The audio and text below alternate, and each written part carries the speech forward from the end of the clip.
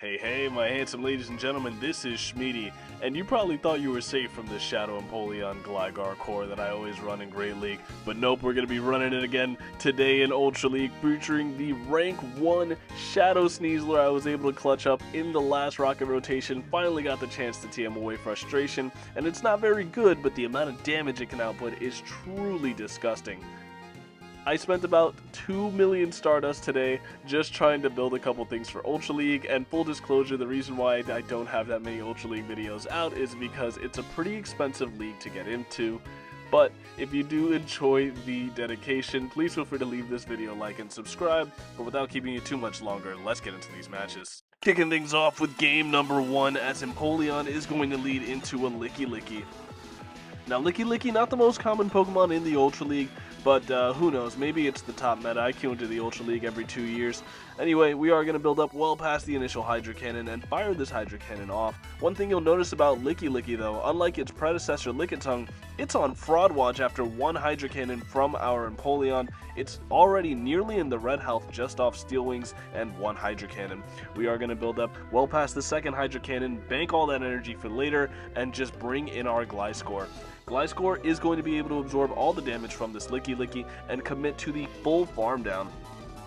And although they're going to be able to reach 2 moves here, we are not afraid of this energy. Nothing they can throw here will pick up a KO, so we are going to no shield and get the entire farm down of that Licky. They're going to bring in their Tentacruel, and you know what? I'm going to throw my energy nearly immediately here to make them think I'm thinking, hey, it's a poison type, I'm going to throw Earthquake. Nope, I'm going to bait, and I'm going to bait so nice. We're going to do it twice. It's going to be another Aerial Ace. They're going to double shield their Tentacruel, and they know we're going to make this Earthquake, so they top left. GG's. Let's see what awaits us in game number 2. It's going to be Empoleon leading into a Greedent. Now, Greedent isn't a particularly bad matchup for the Empoleon, especially if they are going to zero Brain Cell, fire off a move on 4. This can only be a Body Slam. Body Slam, of course, resisted onto the Empoleon. We are going to build up well past the Hydro Cannon once again and fire off the Hydro Cannon onto this Greedent. Greedent is going to be able to tank this, but actually does a surprising amount of damage to something as bulky as a Greedent. They finally built up past a Body Slam here. I'm going to disrespect it, and it is just another Body Slam. This Greedent is absolutely addicted. It is only 10,000 Stardust for another move. Trainer, please make sure your Greedent has another move. Anyway, in comes a Giratina. You saw me fire off the Drill Peck at the end there, just in case they tried to catch my final move onto their Giratina. And they are going to be able to reach a move here. You're going to see me pivot out, as I do have 2 things that can fight back against this Giratina, and I'm not particularly fussed about switch. Speaking about switch, they are going to switch into their Alolan Ninetales. Alolan Ninetales, honestly, on Charm, it's not that bad of a matchup for the Gliscor as much as you would think. It's an Ice type going up against something that's double weak to Ice, but we are going to be able to make this Quake and 2 Night Slashes before they're able to make a singular move, and this second Night Slash is going to pick up the KO unless they want to commit a shield. And since we threw that last Night Slash when we did, we're actually going to be able to make a last second Night Slash just before getting farmed down. This Night Slash will command a shield from the Giratina. They don't know what we have in the back, so they can't afford to take super effective damage from the range that they're at. We are going to bring in our SNEASLER. SNEASLER, very easy 2-shield farm down here, but you're going to see me get a little cute, and it doesn't work out in my favor. They're going to fire off a Dragon Claw. Now, SNEASLER can live 1 Dragon Claw, but you're going to see me attempt a Bozo catch onto my Empoleon. I had no reason to do that. Watching that back, I'm even cringing, but they are going to fire off a Dragon Claw. We're going to be able to let that one through. SNEASLER is not particularly bulky, but we are bulky enough to survive a Dragon Claw, but maybe not too, so we are going to put up a shield. That Shadow Claw that snuck through will pick up the KO.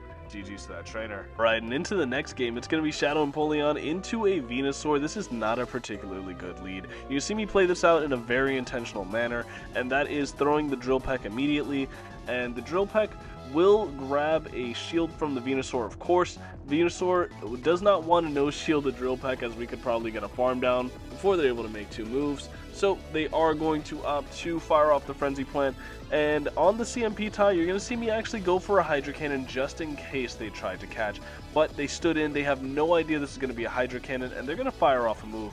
This Frenzy Plant will KO, but you're going to see I'm okay with that fact. The fact that that Frenzy Plant KOs is fine. We're going to bring in SNEASLER and be able to fire off this Aerial Ace. Now this Aerial Ace is thrown on 5 intentionally. They were on their 5 cycle for Frenzy Plant. In case you're unaware, Frenzy Plant is 6-6-5-6 for the pacing. And they are going to bring in a Tapu Fini. Tapu Fini water guns are tearing SNEASLER to pieces. However, we are going to build up so much energy, fire off an Aerial Ace. We don't quite yet want to debuff ourselves. And Aerial Ace is going to land onto the Tapu Fini, getting them below half health. The Aerial Ace damage is insane with this Pokemon. And we are going to be able to fire off another Aerial Ace to secure the knockout onto the Tapu Fini. In comes a Poliwrath, and Aerial Ace has never done more damage than it's about to do right now. Poliwrath getting blasted below 50% health. In comes the Gliscor. Gliscor reaches an Aerial Ace before they're able to make their icy win, and that will be game over. GG's to this trainer. In case you guys need a demonstration, here's how you do not play out Steelix versus Empoleon. We are going to lead Empoleon into Steelix. Steelix, of course, known to throw on alignment, so we're going to build up one past the Hydra Cannon, just in case they throw on alignment, giving us a free Steel Wing, but that's not how they misplay this. They're going to fire off the Breaking Swipe and get the debuff. Now, the debuff there isn't very impactful. We need 2 moves to KO anyway, so that's fine that they went for the debuff. They are going to be able to fire off another move here, and they built up to what could potentially be a crunch, but I'm not going to respect it. It is a crunch, but I'm not taking that much damage, and thankfully they don't debuff.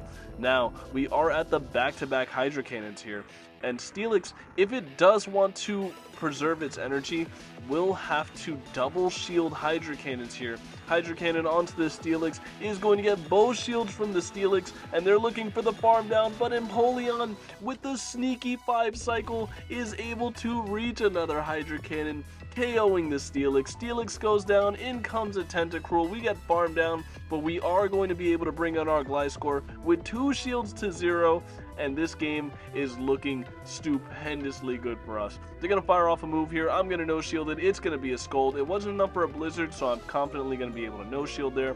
Fire off this Earthquake onto the Tentacruel. Tentacruel will take massive damage from the Earthquake, but not quite yet get KO'd. They're going to fire off another move here. And I'm not going to shield this either. If it's another Scold, I'm fine with going down, but it's an Acid Spray, so you're going to see me pivot. In comes my SNEASLER. They are going to look to make another move here, and I'm pretty confident that this is an Acid Spray, but if I miscounted, I don't want to take a Scold here. They are going to Acid Spray. In comes a Poliwrath, but Poliwrath, as we've seen, is not going to enjoy Aerial Aces. Aerial Ace number 1 onto the Poliwrath is going to take them below 50%. Aerial Ace number 2 on the CMP tie is going to KO the Poliwrath, and that will be a very good game to this trainer. GG's.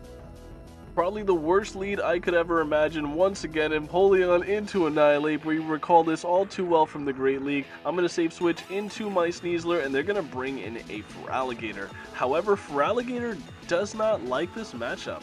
We're going to fire off the Aerial Ace. Aerial Ace is going to grab this shield as we built up to the close combat, and they are going to fire off a move of their own. I'm going to put up a shield here as we know we have the pacing advantage, so we are going to fire off the Aerial Ace once again onto this Feraligatr. If they no-shield it, that's perfectly fine. They do no-shield it, but this leaves them in farm down range. Since we had that pacing advantage, because we threw our Aerial Ace before they were able to throw their Hydra Cannon, we were technically one fast move ahead of them. So we are going to be able to get that farm down, and whatever they bring in has to deal with SNEASLER energy. And SNEASLER, oh my goodness, oh, we get sniped by the Charizard. My boomer reactions coming back to haunt me. They're going to build up to 7 wing attacks. I try to catch on the Empoleon. In comes the Annihilate. Things going from bad to worse for me. And we're going to be able to get to this Drill Peck on the Empoleon, but it's realistically not going to matter. They're going to be able to fire off a Shadow Ball onto my Empoleon here. Easily going to pick up the KO. And I have to pray that Gliscor can somehow clutch up this game from the terrible spot we're in. We overfarm as much as we can, and it's not enough to KO. Oh my goodness, they fire off the Night Slash. We are now firmly in Blast Burn range, and due to some tremendous misplays on my end, we are going to take the L. GG's. In the next game, it's going to be Empoleon. Oh no, another Annihilate lead. Save switch into the SNEASLER, and we're going to fire off an Aerial Ace to, once again, try to grab an early shield from this Annihilate. Annihilate does not want to no-shield this, so they are going to give up the early shield, and they're going to fire off a move here. But I'm inclined to believe that this is going to be a Night Slash, so I no-shield, and it is the Night Slash. In comes a Registeel, and oh my goodness, we have a move just for this Registeel.